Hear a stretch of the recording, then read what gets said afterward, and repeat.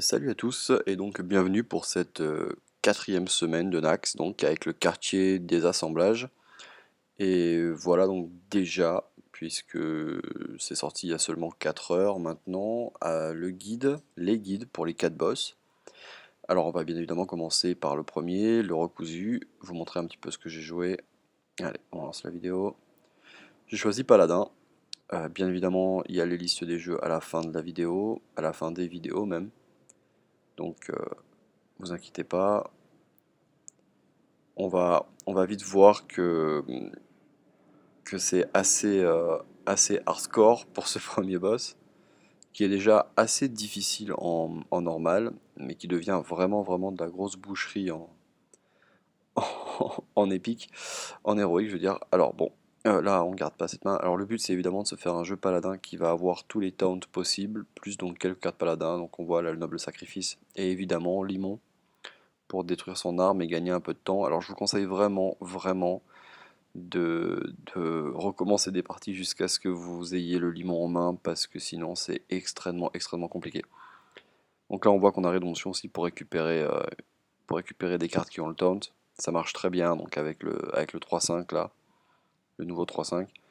Bon voilà, donc là évidemment on commence avec pièce limon, ça permet de gagner un tour en fait. On va avoir le tour 2 pour nous, donc on va en profiter pour, non pas pour poser des taunts, mais pour faire le token, puisque de toute façon il va reposer l'arme et il nous aurait tué. Donc là, comme on a des 2-3 qui donnent le taunt et des Argus, on profite absolument de poser une 1-1 qui va nous servir plus tard. Et là, bien évidemment, il repose son arme et nous attaque. C'est extrêmement violent, mais vous inquiétez pas, il y a la liste du jeu à côté. Enfin, ensuite, à la fin de la vidéo, et bon, ça passera. Ça passe au bout d'un moment. Alors, donc là, on est tour 3. On va évidemment attaquer avec notre limon et le 1-1. Et pour éviter de mourir, bah là, on a le choix de toute façon, hein. Soit on pose, on a un peu, on a le 1-2, on a le secret critique vers la 2-1, on a le 0-4. Là, on a vraiment l'embarras du choix, c'est pas le problème. Voilà, on pose tout et on sauce.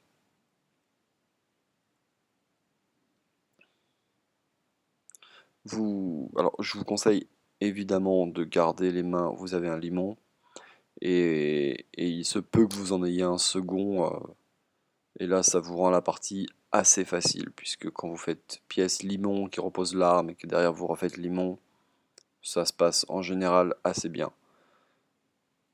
Bon, là, il s'est débarrassé comme prévu de tout notre truc avec son pouvoir. Oui, il a un pouvoir qui détruit un serviteur, donc c'est également extrêmement chiant, d'autant plus que l'IA est assez bien faite, il va toujours vous détruire un serviteur qui a la provocation, donc n'espérez pas un misplay là-dessus. Voilà, donc là, il n'y a pas trop de difficultés. On pose les taunts.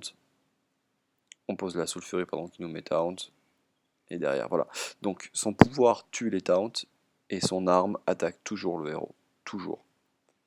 Sauf s'il y a des provocations, évidemment. Donc il faut vraiment pas espérer d'erreur là-dessus. Voilà, donc là on est pile poil, il va nous détruire le 0-4 ou le 2-2.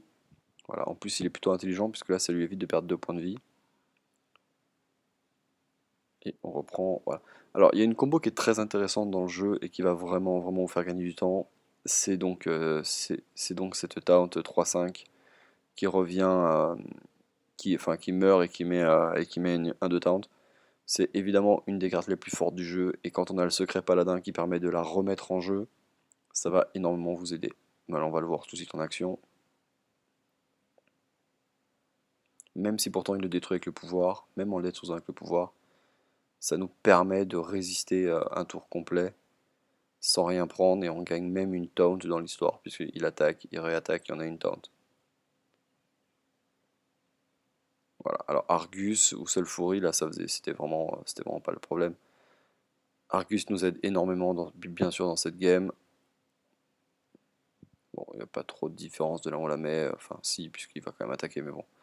On met sur la plus grosse, on attaque. Et on voit que bon, c'est très bourrin, hein, attention, hein. En même temps quand on voit le héros qu'on a en face, on n'a pas trop le choix. Donc ne vous inquiétez pas, ça marche pas tout de suite. Le fait d'avoir un limon en main va beaucoup vous aider.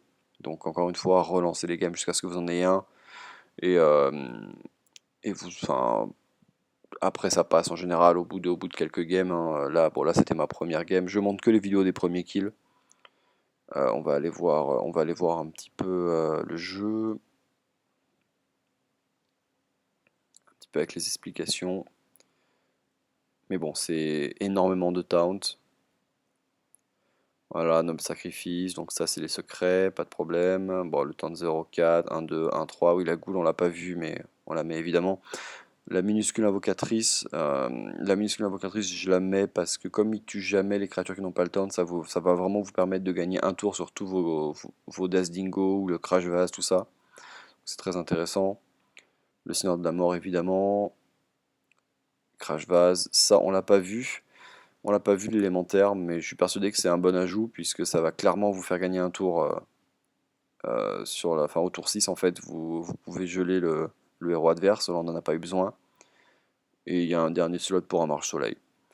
Donc voilà, je pense que ce jeu est assez stable pour battre ce héros, ce premier héros. Et bah, je vous dis à tout de suite une fois que vous aurez battu ce héros grâce à cette vidéo, je vous invite à regarder la seconde vidéo du second boss. Allez, à plus.